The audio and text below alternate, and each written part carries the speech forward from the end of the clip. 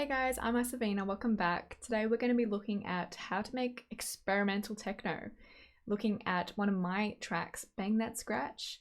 If you'd like to listen to the full version, the link is in the description. Before we get started, please don't forget to like and subscribe. Let's have a listen to the start.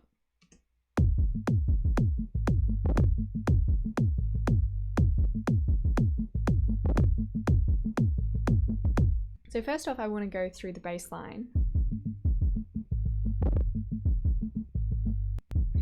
So I've created this bass line using an arpeggiator and this chord function that's found under MIDI effects. So you can have a look here. We've got the arpeggiator and the chord. So first off, the arpeggiator, I found a preset called C major walk grooved. And then I added a chord effect and it was Zukunft Future.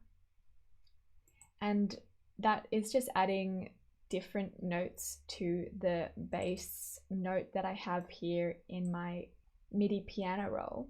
So I've only actually got one note written in and then another on beat 3. But the arpeggiator and the chord MIDI effects are what provide all the other notes that you hear. And so it's going at a rate of a 12th note, which is kind of like a triplet. And the groove is swung, so they're swung triplets. And I've also got an offset -5 and the style is up and down. So I would have dragged on that C major preset and then had a tweak around with it. The chord is adding semitones, so 6 semitones, 4, 5, 7 to create like a weird chord. But in this case, because we're using drums, it doesn't matter that maybe this would be quite a weird chord in terms of actual notes because these aren't triggering notes, they're triggering drum hits. My bass line is actually a collection of drum hits. It's this boom, kick boom, and it's this stompy kick. And together with some of these other percussion hits as well, creates this bass line.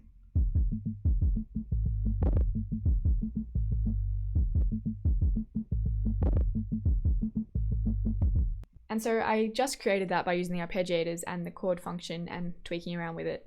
I did not come up with it from my head. And so that's paired up with a very basic kick pattern, 4 to the floor. Pretty much that's all that we start off with, and then I add in some more percussion.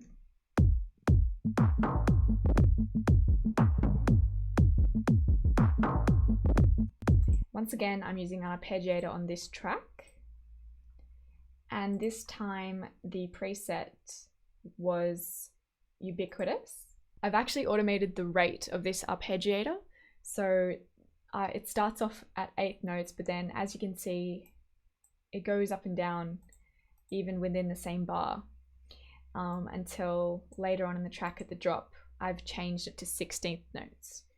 So that's the cool thing with arpeggiators, which I'll go through a bit later, is you can automate the rate. And so that keeps going on until we reach the build up before the drop.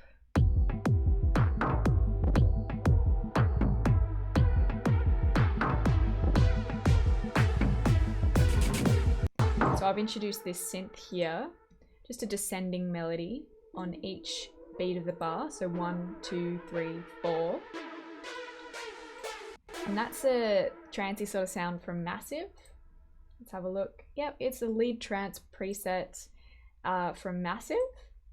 And I've used some effects to give it more life. I've got a couple of the Ableton echo audio effects under here. I've got backdoor, which I think, yep, it's a modulated delay. And then I've got the drum flanger. I think, yep, that's also a modulated delay as well. The modulated delays in the echo section are the fun ones, in my opinion. They give the most character, but they can be a little bit hard to handle if you're not careful. So that pretty much is repeated all the way up to the drop, and we've just got some pads coming in the background. And let's hear where the drop goes.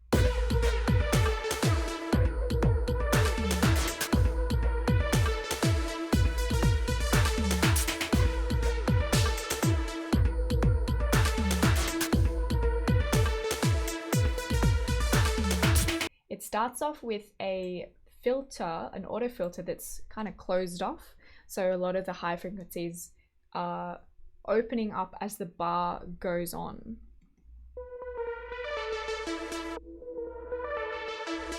And so I just repeated that automation pattern throughout. And the other thing that you would have noticed is the kick drum pattern changed.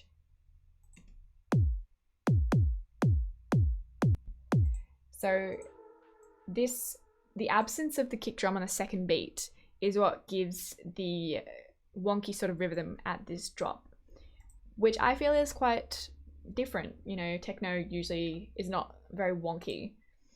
And then here,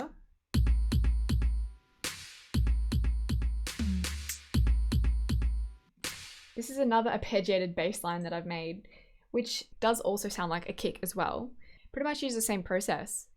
I used an arpeggiator preset and then used a different kit, fiddled around till I got that, and added in notes in the MIDI piano roll as needed. Let's just listen to that again.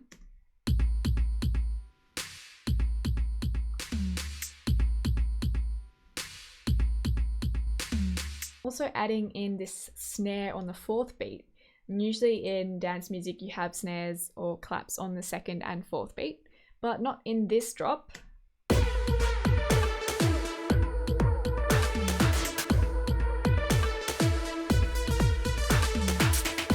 They're sort of landing on 3 and 4 instead of 2 and 4. And that's because it is a bit of a wonky rhythm and it wouldn't really make sense to have it on 2 and 4. The other thing that I wanted to show you is just before the drop, there's an interesting thing in the percussion.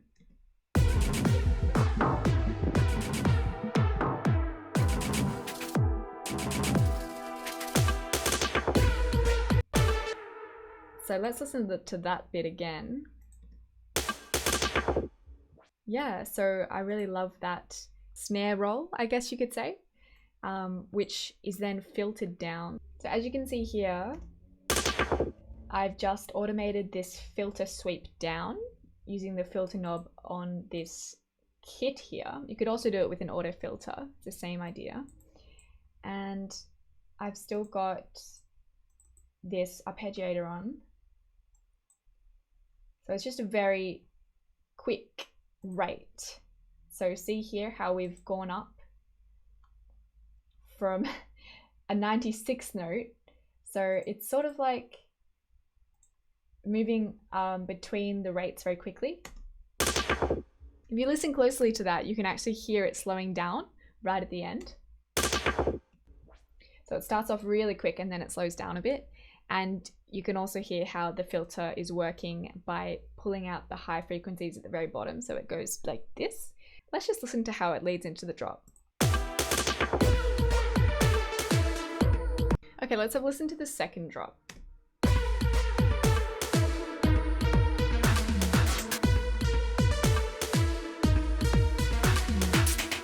Here is the lead melody, and it's pretty similar to the first drop, but it's a bit different. And this one, you can see it's using the difference of a semitone. So we've got B, and then we go down to the B flat or A sharp, and there is only a semitone difference between those notes. And then we come back up another semitone. And I think the semitone does provide a lot of tension, and that's really helpful for techno, moving between semitones back and forth to provide that techno sound, because it can be quite hard to get a techno sound. You don't want to put a pop progression, I guess, into a techno track. Minor chords and semitones are a good place to start.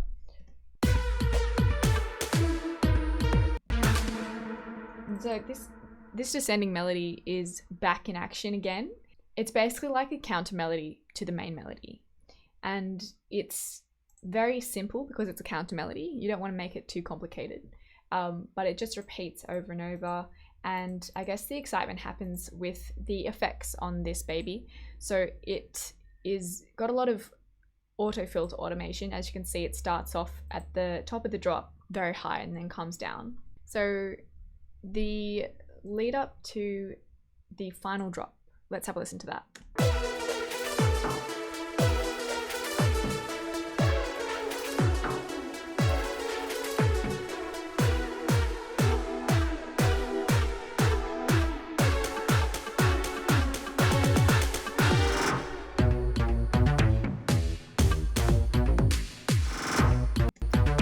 Okay, so we'll get to the final drop in a bit, but I just wanted to draw your attention to these babies down here.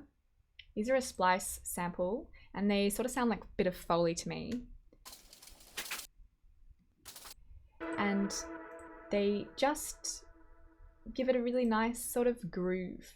And it also adds a bit of rawness, having that Foley. It's like giving a bit of organicness to a techno track, which I think is really cool because most of the time techno is not that organic. Like, you often find a lot of metallic sounds in techno, and I think it can be fun to go the other way and put some more organic sounds in, because this sort of sounds like leaves rustling.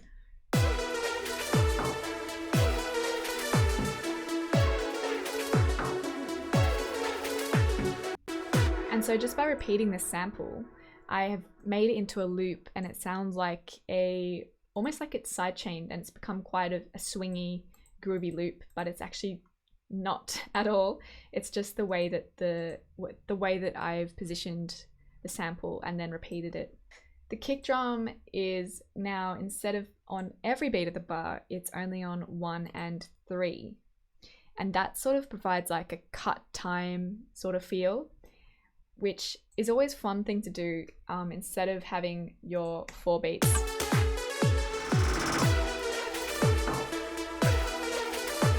It's a really fun way to just completely change up the rhythm for a bit, and it can work just before a drop or even in a breakdown. And basically this bit here is like the big build, and this is where the percussion go a bit crazy.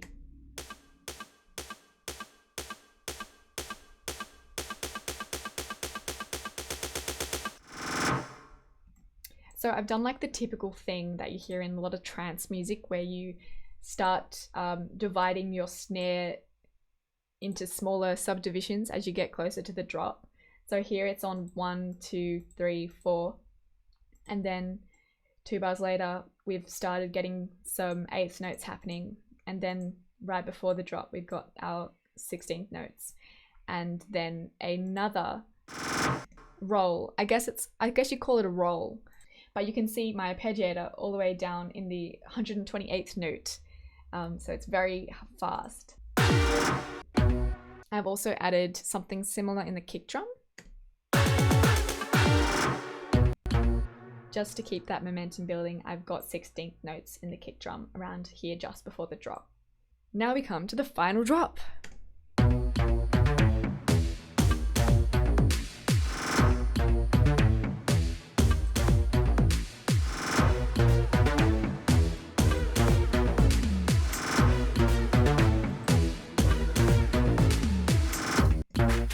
So I struggled a lot with this final drop.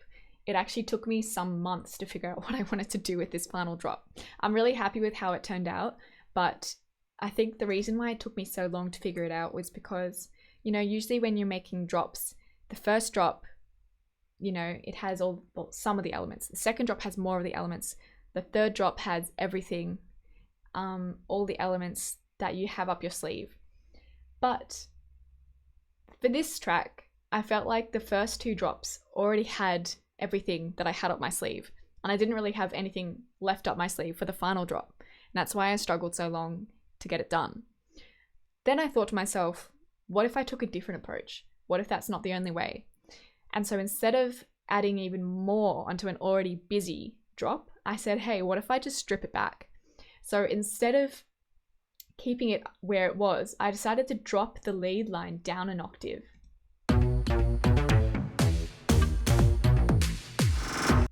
And I pulled out that counter melody, which comes in here.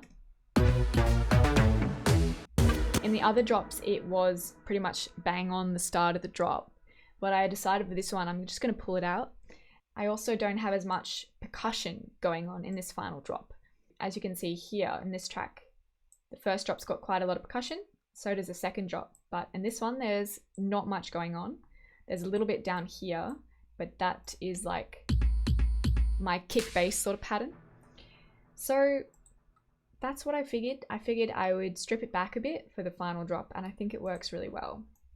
Let me know what you think. Maybe you have a different idea, but I think it's kind of cool. And just to finish off, I'll show you how I finished it.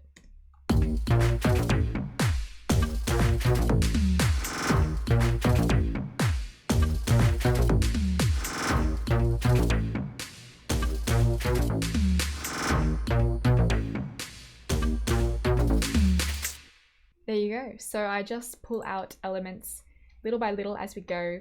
The kick drum about 4 bars before the end, and kept that lead line down the octave going, and just left these little bits of percussion in there. And the Foley, actually. This Foley is pretty much how it ends. That's sort of the last thing that you notice.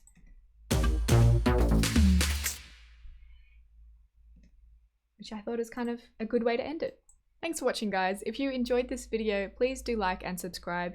And you can also check out another video I've made on how to make rave techno. Until next time, bye!